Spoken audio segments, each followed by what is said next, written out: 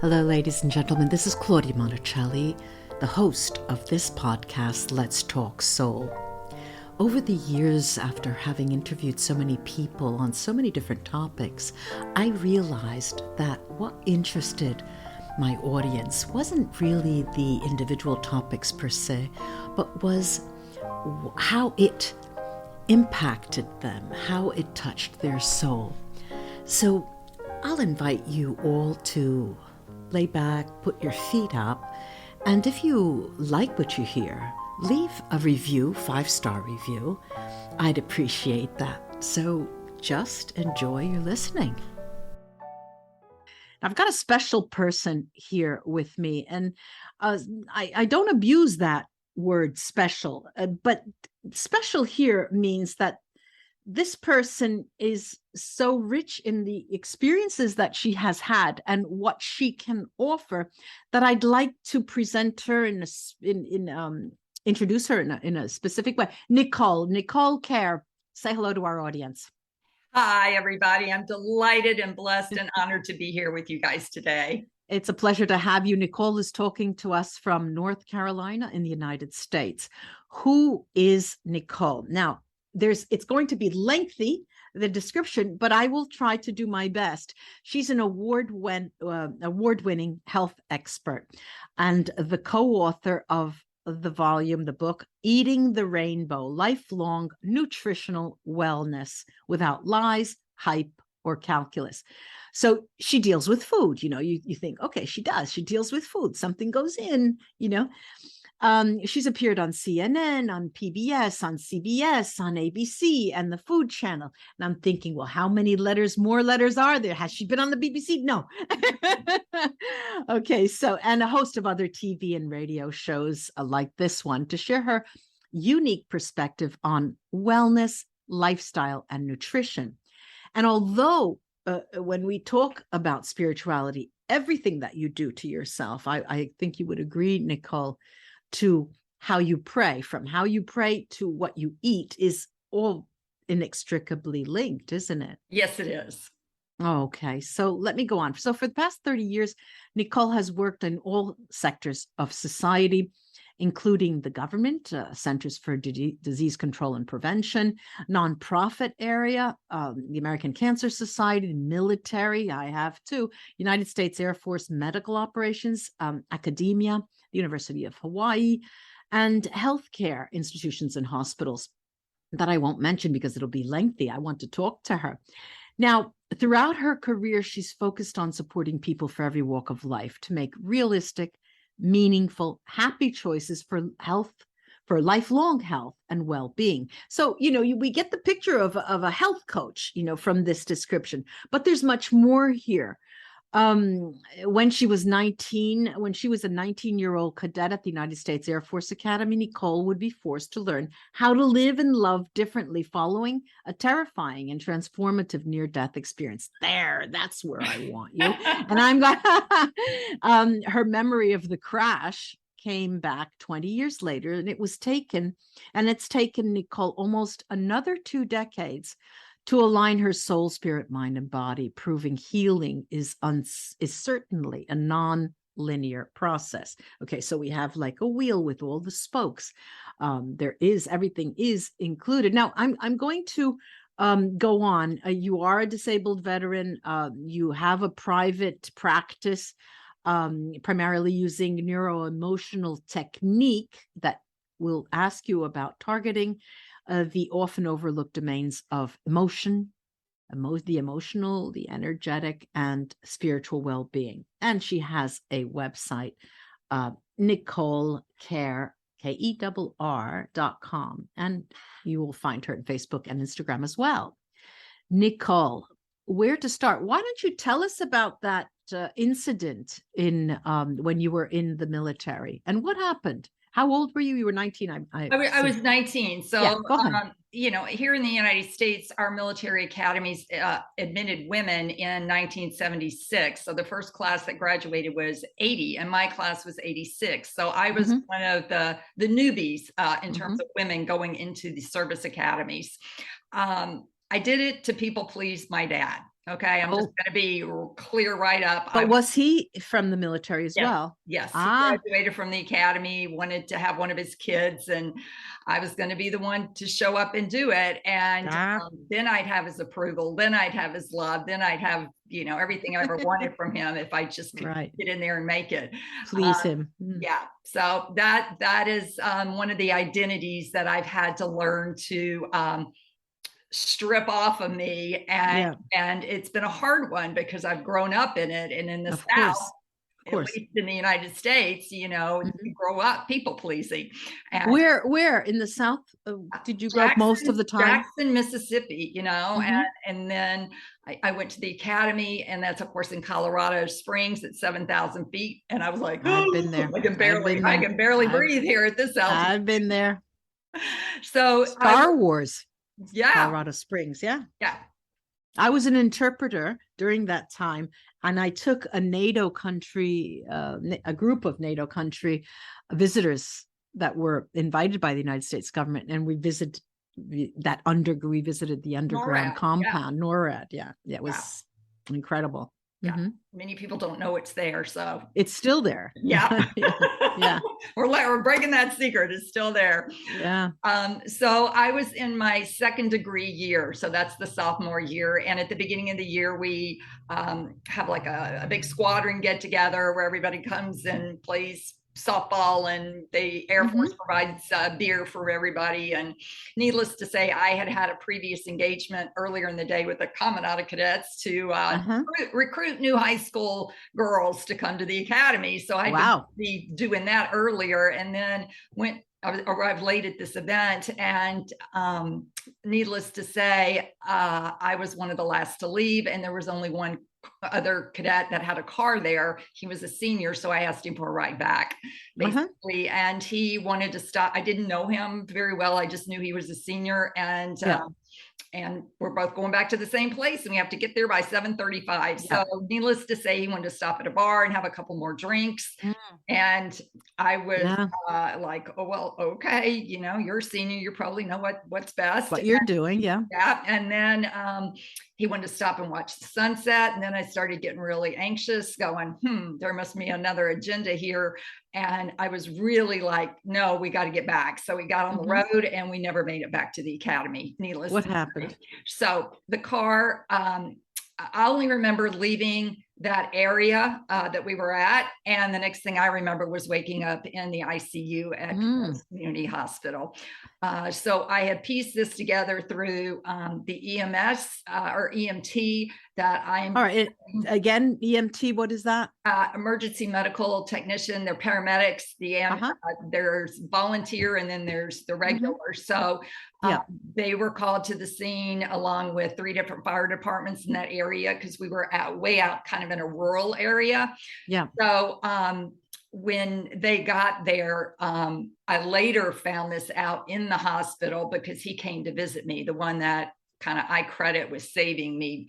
And so veteran volunteer EMT, and he got there and looked, they had me covered up with a blanket. The bystanders that were there couldn't get any kind of pulse from me, anything. So they went and got you were out. I was out, dead.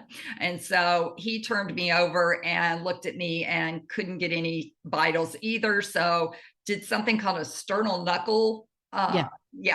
Painful. Yeah, painful. And so my right eyelid flickered and the pupil dilated. So he knew I had some kind of life in me, and got me, had a lot of horrific injuries, was bleeding out, and got some masked pants on me to get all the blood up to my organs, got me in the bus, and did CPR all the way to the community hospital, which was the closest one. Now, of course, they're not set up for trauma hospitals. In the US, hospitals are rated on trauma levels. A community hospital is just not equipped to deal with trauma. So the book opens with the crash scene. And your book. My book, which is called You Are Deathless. Okay. So the first book that I mentioned, that was all about food. No, that's not a book. That was about what you need to be eating. And I've decided to get out of that business, because The statistics haven't changed. People are still eating 1.5 servings of fruits and vegetables a day, and probably the pandemic has made that go even lower. So you are deathless. And when did that come out? Just August 28th was the launch of it. So it's wonderful. Congratulations. Yes. Congratulations. It's already gone to a best-selling status in the new NDE near-death experience category, but it's a near-death experience taught me how to fully live and to Is it self-published? Is there a publisher I there? self-published it, but the company that I work with, it's you come up with your own publishing company. So it's with New Eyes Publishing. Okay. So now that has just come out. Congratulations. Number of pages? 100, and the hardback is 177. Okay. The book. All right. Now, in there is probably everything that you want to talk about now, right? Yes. And so let's talk about it. Go. What does it mean that you are deathless? Well, when I was trying to think of a title, deathless just seemed like, I don't know if people really. It's the word breathless means without a breath, know? Right. But deathless, obviously without a death.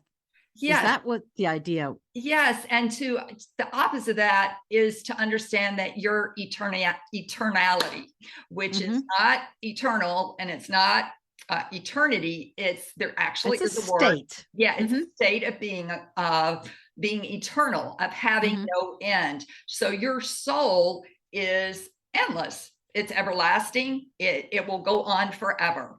So that's what I want people to understand, that your physical body, yes, it dies, it decays, but your soul, your spirit leaves you and goes on forever. And your soul has this long, long life. Okay.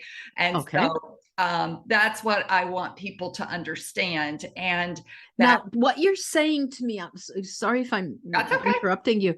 What you're saying to me now is the fruit of your experience or the fruit of your experiments? Is it go? It's from the NDE. It is from my experience. And I tell you that because my memory came back almost 20 years later of what happened. And why do you think that is, that it came back so late? Well, I think there's a couple of reasons. First of all, the only thing I remember during that whole time, from being in the hospital for 4 months and then rehab for 8 months, was bright white lights. That's all I ever remembered. And I remembered asking my surgeon, could that have been the operating room lights? And she said, no way, Nicole, that you were unconscious. You were not conscious at all when they brought you in. You didn't come to until the next morning. So no, there was no way that you saw operating lights. That is something out of this realm that I would have to say is mystical or spiritual. Raymond Moody, who is coined the term near-death experience, that is one of the common traits of near-death experience, is the bright, white, clear light. And if you think about it, what I experienced on the other side were all these other different colors that we don't even have in our color spectrum. So it's not in that 64 box Crayola that people have to color with. It was other ones, but what does white do? White absorbs all the other colors, right? But according to you, you mentioned my guardian angel, the person who saved you. Did you keep in touch with that person over the years? Well, I have 2 guardian angels, but the angel that saved me, I just figured out, it just came to me 3 weeks ago. It was my grandfather, Kerr. And he was the one, James Kerr, that saved me, that picked me up, took me. And you're sure of this? I mean, you're sure of this? He was in body, or was he in? He was an angelic form, because the only thing I believed in at that point at age 19, I grew up Southern Baptist. Baptist, the Bible Belt. Yes, and Lutheran. So my mother was Lutheran, so we had to go to Lutheran church in the morning, the Baptist church at night, the Baptist church on Wednesdays, the Baptist church the whole week of a revival. So we got conflicting messages actually about of who was right and who was wrong about. So let's go back to the 20-year time lapse, and why do you think, to the best of your knowledge, what do you think triggered the understanding of what occurred during that NDE? Well, it wasn't the Starbucks coffee that I had just bought. I know coffee can do I wish it were that easy. I wish it was that easy for people's memories to come back. But at that point in my life, I had done my own therapy work. My mother did not believe in me seeing a mental health provider. She did not think that I needed that. So she told the doctor that Jesus and God were our psychiatrist. So I developed an eating disorder straight away when I left. Straight away when? A year after the accident. I was taken away from my parents, helping me, and I went to live with my sister. So had no mental help, and that's when the eating disorder started. So that is why you dealt with, eating the rainbow lifelong nutritional wellness. Nutrition. So you went into figure out that. my own problem. Yes. Okay, so let's put that aside, and then this 20-year lapse.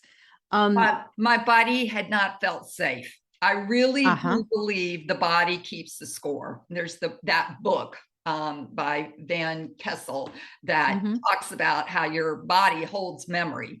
And well, it's really the soul with a body, and it's the soul that has the memory, right? Right. So it felt safe enough at that point to let me know what really happened and the details of what happened, enough for me to know that my message moving forward was to tell people not to be afraid of death. And I'm going, really? Now how am I supposed to do that? Yeah, right. How are you supposed to do that? Well, come on, illuminate us. I'm here listening. And there are a lot of people listening to you. So it's taken me another 20 years. I feel like that, what is it, the Israelites in the wilderness for 40 years? It's like trying to figure my life out. This has been my whole adult life, is trying, to understand what the mind, body, soul, spirit alignment looks like. Looks like, right. And feels like. Well, what does it look like? Come on, tell us. Don't hold back. It's like pulling teeth here. First of all, you're a professor. I worked and trained as a scientist in nutrition with Centers for Disease Control. So the thing about that is you want evidence-based, and I know. They're in contrast, but even science recognizes that no matter how hard, the hard scientists, no matter how hard you want to concentrate on where that beginning of life started, they don't have it. They don't have the time. They don't have the phenomena. So we know that that's not all there is, right? But a lot of people only operate from the neck up, their mind. They use their intellect. And they don't embody emotions, because in America, we're a very illiterate country when it comes to emotions. We learn pretty much 4 words: bad, mad, sad, and glad. So we don't have this buffet of emotions to really be able to bring up and experience and filter through our body. So I was very much in my head, in my mind, processing, I should feel angry at this person because so that's the emotion that goes with the event. But now wait a minute, because as you're talking, I really hate to interrupt you, but I'm trying to understand from your description and linking, there's a link missing between your experience and what you're doing today, because this neuro-emotional technique is what you do in your practice, right? Can you tell me a little bit more about that? Maybe that will make me understand better. Okay, neuroemotional technique is something that I experienced about 7 years ago Uh-huh. when I was having stomach problems, and the gastroenterologist and the doctors couldn't figure out why I would just belch. Just I was Okay. like a monk seal. I would just Uh-huh. and so Uh-huh. so I went to a chiropractor, and he said, Nicole, this is all emotional. And I said, you Yeah. gotta be kidding me. And Sure. he said, no, this is your inability to express your emotions around your toxic parents. And you're still trying to please them. And it's not allowing you, you've got to start dealing with your emotions. And I Mm-hmm. thought, okay. And so I went, and this was such a game changer in my life that I Uh-huh. went and got certified in it. And it uses acupuncture pulse points. It's non-invasive. The Chinese Mm-hmm. figured this out 5,000 years ago. With every Mm-hmm. organ, there's an emotion that links to it. Yeah, Yeah. well, there's the media. We have that in the history of Oriental medicine and Yes. different forms of alternative medicine, and there are points all over the body, and Yes. we get that. Exactly. We Yeah. get that. But apparently, this was something special for you. Yeah, because it's linking me to figure out what the emotion is. I had a hard time Give figuring. us an example. Come on, give us an example. Not on yourself. Let's a fictional client. Okay. Okay, so I Mr. just X, Miss Y, I don't know. Miss Y comes in, and she is divorcing her husband, who is a Mhm. pastor. Okay, Who is? Sorry? who is a pastor. Okay, Oh, she's a okay. pastor's wife. She was entrenched in the church, and she Mhm. wants to get divorced now. And so she has been basically in a cult type environment. And so Yes, she's yes. having a lot of anxiety, and she doesn't know how to manage it. And I said Uh-huh. to her, okay, let's talk about, what the anxiety is, and let's try to figure out what emotion it really is, because Uh-huh. that's what it's manifesting at. And it turns out Right. she's frustrated. She really is frustrated that she had to get a divorce, that her life didn't turn out the way she thought it was going to be. The God of her Yeah. understanding didn't come through with her. So Yeah. she's had to, give up her kids right now. She's going to have to sell her home. Mhm. So the emotion was more of the anger and the frustration, and Mhm. not knowing what to do next in her life. Right. And Mhm. so she couldn't identify that. She couldn't go to the anger. She couldn't go to the frustration. She just knew she was anxious. And then when I said that, she goes, oh my God, that makes so much sense. But she couldn't come up with it on her own. Mhm. Okay. So I had to map her body. It's kind of like the emotion code. I had to map her body. And you can do this virtually because we're all Mhm. Sure. energy. Sure. And so, that helped her to understand, oh, that's what I'm really feeling. I need to let my frustration and anger out. So, what is a healthy way to do that instead of being passive aggressive or anything like that? So, that's how Well, I. this doesn't involve buying guns, does it? No, no. Letting And I mean, I kickboxing, a yeah, bow and arrow. I get I that. said, go throw some plates or something like that, Right, right, right. or just, Break some glasses. yeah, yeah. But once Yeah, you get it and you process it and you move it yeah, through these two emotional points, sure. it goes. You Uh-huh. don't get triggered by it anymore. But these are all present day triggers that have a root in your past somewhere. And it can't even be generational, and it can Mm-hmm. be a past life where this is coming from. Sure. But you can't understand why you're getting triggered, this stress response. Let And me so, ask you, typically, um, I'm thinking of how long does it take? I do many things. One of them is past life regression, hypnosis. And when I have somebody under hypnosis, usually the issue that they come to me for is resolved within one session, maximum two sessions. And it's because the person themselves they go through the process and they realize they become aware of what the issues are, yeah. and it's resolved for them. What about in your case? How many sessions, or how often, or how does it work? Well, I tell people give it at least 3 tries, Yeah, okay. because what happens is I go back to the original event. practitioners will just do it for the present day, and Right. Sure. that'll clear it for them. Sure. But I try to go, okay, this started when you were 3 years old, Right. and so we're going to go back and clear it for them, or clear it that this is a generational imprint that, you have to people please, or that Yeah. you have to go to the Presbyterian church or whatever it Mhm. is, or else. So that that's how I kind of work with that. But I've taken Yeah. a hiatus from that to promote the book and to go more in this direction. And I'm Uh-huh. feeling blessed and led that this really is and always has been my mission, which was given to me, directly by Spirit when my memory returned. I mean, the actual words that came out of my angel's mouth was, do not be afraid of death. And at the Yeah. same time, if you're full of fear, you can't live your life.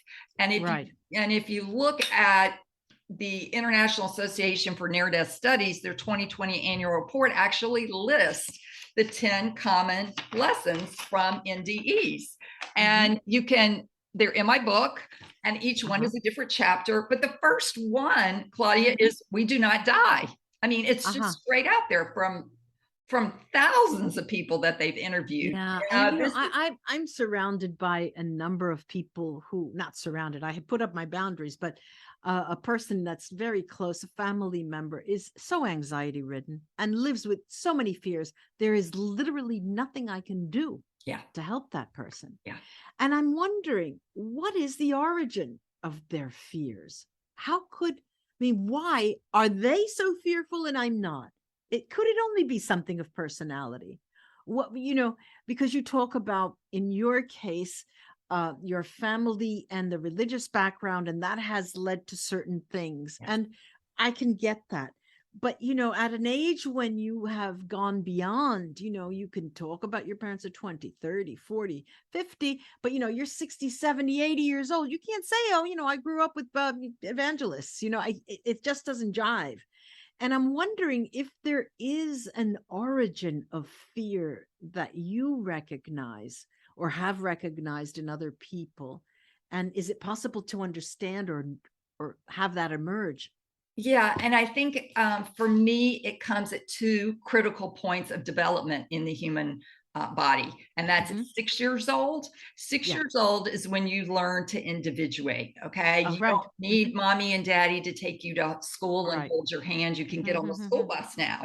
And that, just as an aside, that isn't the 6 to 8 years old is when you get another spirit guide. You're born with one, another comes in around that time. Okay. So that's interesting. Yes. So what I have found is almost every single person I have worked with stops at that age and has to deal with what caused them not to individuate.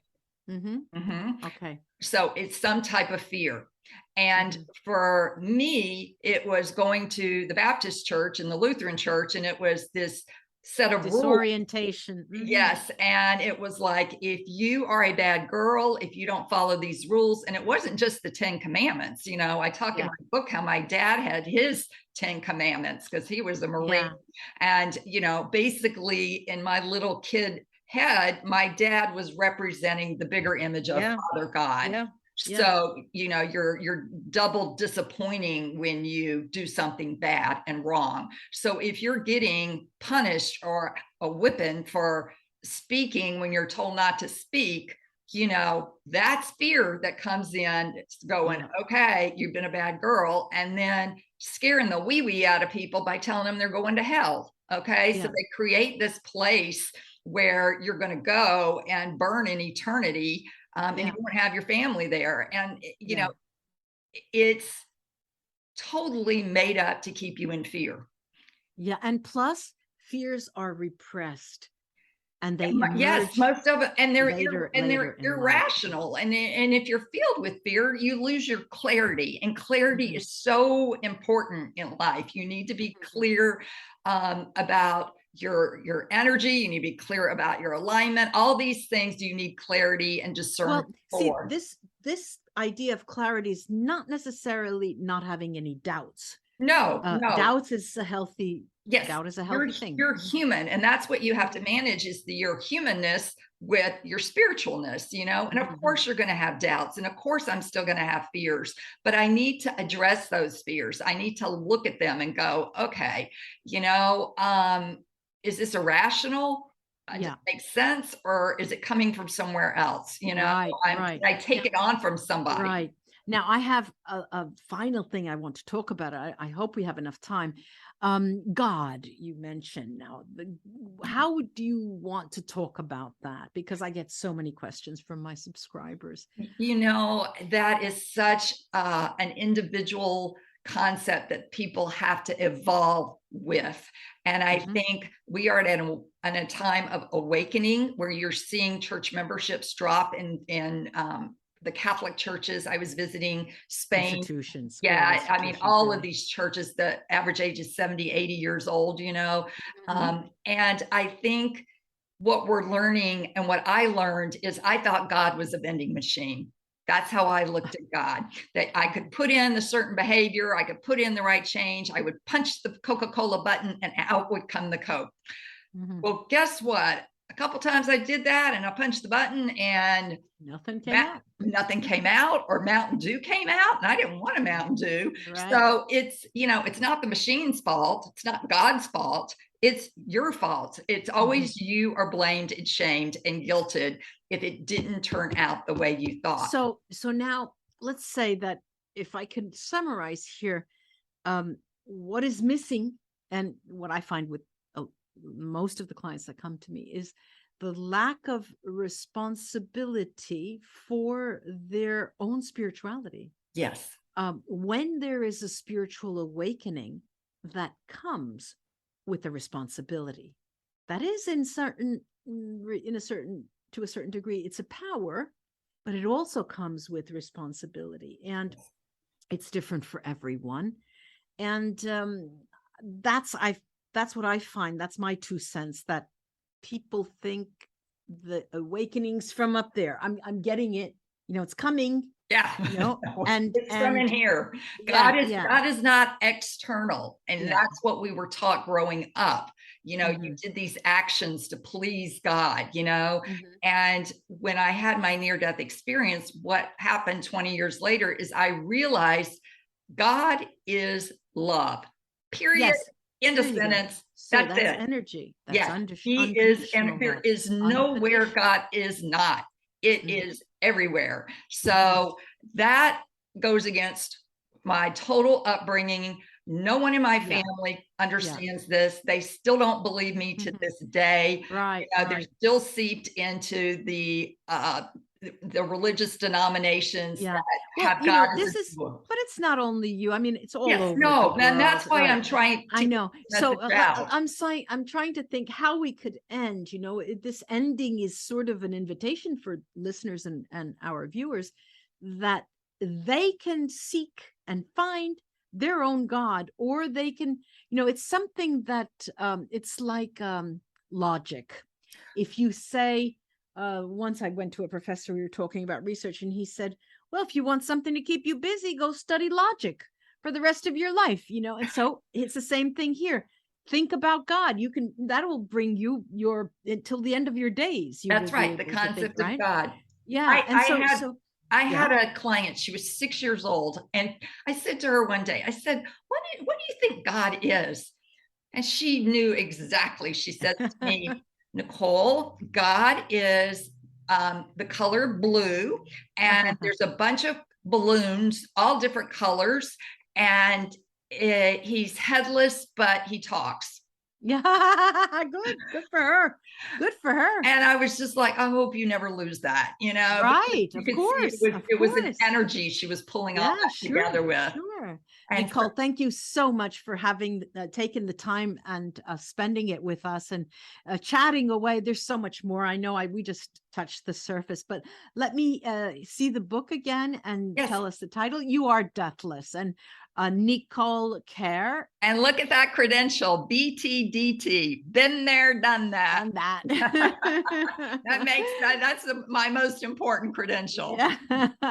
In the episode notes, this will all be located and mentioned, so you can get in touch with Nicole from her website if you are so inclined. Thanks again, Nicole, and I hope our paths cross again. I do too. Bye-bye. Blessings. Take care. Blessings to you. Bye-bye.